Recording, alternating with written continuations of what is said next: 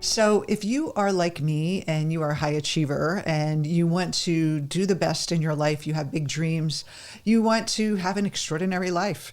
Well, one of the things that happens when we are high achievers, or pretty much everyone, but high achievers specifically, is that we start comparing ourselves to other success and our own success and seeing how we measure up. And it's a natural process. This happens when we're young and we're growing up in our families. There's that sibling rivalry, needing attention from the parent, getting praise and acknowledgement. And then we go to school and we're measured by our grades and we get awards if we're in the honor roll, or we become valedictorian, or we get, on the dean's list in college. And all these awards that we get even as we get into the business world, and we get a promotion, and we have the corner office where we used to be in the cubicle, and all these comparisons to what makes us feel like a success. And those of you who are highly driven, have big dreams, you want to go for it. You are really wanting to have it all. And there's nothing wrong with that. The problem is that when we try to excel in our life, we tend to measure ourselves by other people's acceleration, other people's success, other people's accolades and attention. And that actually leads to what is often called as compare and despair. And we don't often acknowledge our own accomplishments because we're always measuring ourselves to other people.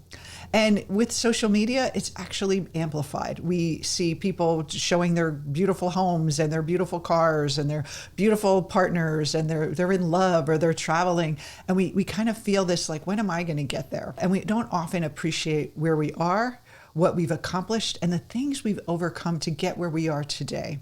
So as a high achiever, as a big dreamer, just take a moment and be grateful for where you are right now. Because truthfully, what you see on social media, what people show you at networking parties or cocktail parties, isn't really all the whole story. And if you're comparing their outer, what they want you to see versus what's inside of you, it's a false comparison.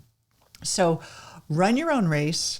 Make your own goals, make them for yourself, dedicate them to much more than external measurements, but internally. Do you feel okay with yourself? Do you feel joy in your life? Those are the things you should measure your happiness and success from, not from those material things out there.